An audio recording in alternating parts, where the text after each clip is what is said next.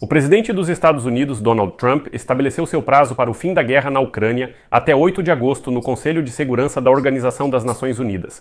E não foi por acaso. O diplomata americano John Kelly declarou na reunião do Conselho de Segurança da Organização das Nações Unidas que o presidente dos Estados Unidos da América pretende conseguir o fim da guerra da Rússia contra a Ucrânia até 8 de agosto. Caso contrário, o Kremlin enfrentará graves consequências. E muitos agora estão céticos até mesmo em relação a essa medida de Washington, porque resta apenas uma semana. Mas alguns especialistas admitem que, ao levar a questão ao Conselho de Segurança da Organização das Nações Unidas, os Estados Unidos da América querem registrar publicamente a posição da China sobre a guerra da Rússia contra a Ucrânia. Dizem que se Pequim realmente pede o fim da guerra, agora é a hora de confirmar isso em uma plataforma internacional. Se a China, mais uma vez, evitar pressionar a Rússia pela paz, isso dará total liberdade a Washington para impor sanções punitivas contra os parceiros de Moscou, já no nível da Organização das Nações Unidas. Meu nome é Alexei Petit. Hoje é 31 de julho no calendário. Vamos analisar esse assunto juntos. Mas antes de começarmos, peço que você se inscreva neste canal, deixe seu like, escreva qualquer comentário e não se esqueça de se inscrever no meu canal do Telegram Pat News. O link está na descrição deste vídeo. Então, o diplomata americano John Kelly declarou publicamente hoje, na reunião do Conselho de Segurança da Organização das Nações Unidas, que o presidente dos Estados Unidos da América pretende conseguir o fim da guerra da Rússia contra a Ucrânia até o dia 8 de agosto. Citação: Rússia e Ucrânia devem chegar a um acordo sobre um cessar-fogo e uma paz duradoura. Chegou a hora de firmar um acordo. O presidente Trump deixou claro que isso deve ser feito até 8 de agosto. Caso contrário, os Estados Unidos da América estão prontos para tomar medidas adicionais para alcançar a paz na Ucrânia. Essa última frase é muito importante no contexto da China, por mais estranho que pareça.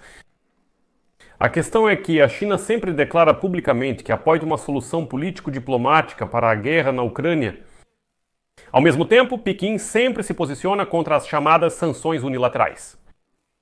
A lógica de Pequim sempre se resume ao fato de que as questões de sanções devem ser resolvidas exclusivamente em nível internacional e precisam ser aprovadas pelo Conselho de Segurança da Organização das Nações Unidas. Ou seja, o Ocidente não pode punir sozinho nenhum país. Por exemplo, existe o Irã, o acordo nuclear. As sanções contra o Irã, por exemplo, foram inicialmente impostas pelo Conselho de Segurança da Organização das Nações Unidas, sendo uma decisão internacional, não sanções unilaterais.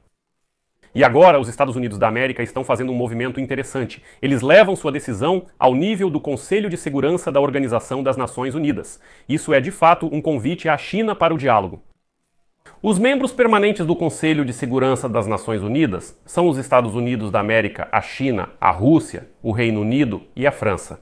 5 países. Além disso, há mais 10 membros não permanentes, mas todas as decisões são baseadas nesses 5 membros permanentes do Conselho de Segurança da Organização das Nações Unidas.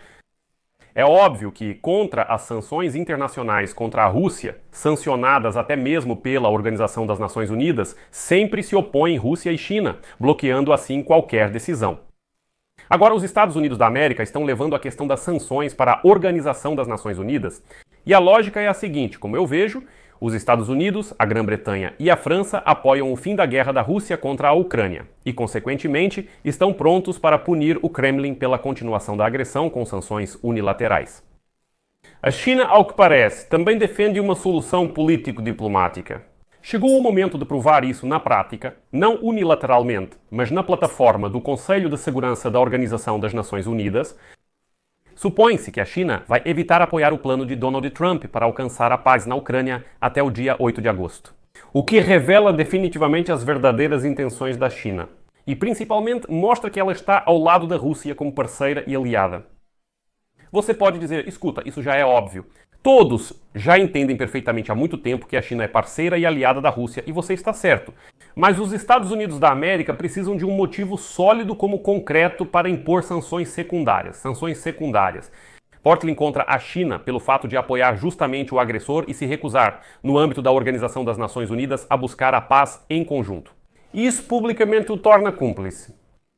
Ou seja, a ideia não é forçar a China a apoiar o plano dos Estados Unidos da América, mas sim expor e consolidar a posição de Pequim para justificar futuras sanções unilaterais, as chamadas OK, Lembro que na véspera os Estados Unidos da América e a China concordaram em continuar discutindo as condições para a prorrogação da trégua tarifária, mas a decisão final será de Donald Trump. Essa trégua na guerra comercial termina em 12 de agosto. O ministro das Finanças dos Estados Unidos da América, Scott Bessent, afirmou que as tarifas secundárias contra a China pela compra de petróleo russo são um dos principais tópicos das recentes negociações em Estocolmo. Lembro que, na véspera, duas delegações passaram 2 dias negociando em Estocolmo, e a China declarou que não está disposta a abrir mão do petróleo russo, mesmo sob a ameaça de uma tarifa de 100%. Decidiram consolidar sua posição agora através do Conselho de Segurança da Organização das Nações Unidas. Se isso funcionará ou não é uma questão em aberto. Mas Washington está claramente preparando um terreno impecavelmente limpo para a introdução dessas tarifas. Lembro que, em 29 de julho, Trump deu a Moscou 10 dias para encerrar a guerra. Esse prazo termina justamente em 8 de agosto, e antes disso, em 14 de julho, Trump mencionou outro marco temporal de 50 dias. No entanto, mais tarde, ele endureceu sua posição, citando uma profunda decepção com as ações de Vladimir Putin, que, apesar dos esforços diplomáticos dos Estados Unidos da América, continua a escalar a guerra e atacar cidades ucranianas pacíficas. E se as exigências não forem cumpridas, Trump ameaçou impor tarifas de 100% contra a Rússia, mas, ainda mais importante, contra os países que continuarem a negociar com ela. Em resposta, o porta-voz do presidente da Federação Russa, Dmitry Peskov, declarou que a Rússia não pretende cessar as hostilidades, apesar da pressão dos Estados Unidos da América. Segundo ele, as ações de Moscou na Ucrânia são uma defesa dos interesses nacionais, e a economia russa supostamente desenvolveu imunidade às sanções ocidentais. Ditador, Putin, diante do ultimato americano, ainda não fez declarações públicas. No entanto, seu aliado, o vice-presidente do Conselho de Segurança da Rússia e ex-presidente da Rússia, Dmitry Medvedev, entrou em uma discussão com Donald Trump e o senador Lindsey Graham nas redes sociais. Medvedev ameaçou os Estados Unidos da América com um apocalipse nuclear. Em resposta, o chefe da Casa Branca o alertou contra esse tipo de ameaça, dizendo que ele está em um terreno muito perigoso. Lembro que Medvedev declarou que todos os ultimatos de Trump apenas aproximam a guerra entre a Rússia e os Estados Unidos da América. Trump respondeu: Rússia e Estados Unidos da América quase não têm negócios em comum. Ok, vamos deixar assim como está. E diga ao Medvedev, ex-presidente fracassado da Rússia, que ainda se acha presidente para tomar cuidado com as palavras, pois está adentrando um território muito perigoso. Medvedev, em resposta, chamou a reação do presidente dos Estados Unidos da América de nervosa e afirmou que, por isso, a Rússia está certa e continuará seguindo seu caminho. E começou a insinuar, dizendo que Trump deveria se lembrar da história dos mortos-vivos e da chamada mão morta. É curioso que Medvedev tenha feito as primeiras ameaças a Trump em uma rede social, em inglês, língua do inimigo, provavelmente de um iPhone americano, e Trump viu tudo isso e respondeu: Depois de receber uma resposta, Medvedev retrucou já no Telegram e em russo, mas por algum motivo ficou em silêncio na rede social. E só para entender, mão morta é um nome coloquial para esse sistema. O perímetro é um complexo de controle semi-automatizado de ataque nuclear, criado na época da União Soviética, que garante um ataque nuclear de retaliação caso os postos de comando ou as linhas de comunicação sejam destruídos. Bem, por isso chegou a hora da China parar de tergiversar e admitir publicamente de que lado está. E aparentemente é exatamente para isso que os Estados Unidos da América pressionam Pequim agora. Aqui vou colocar reticências. Compartilhe sua opinião nos comentários, inscreva-se no canal, ative o sininho e deixe seu like. É isso, cuidem-se, até mais.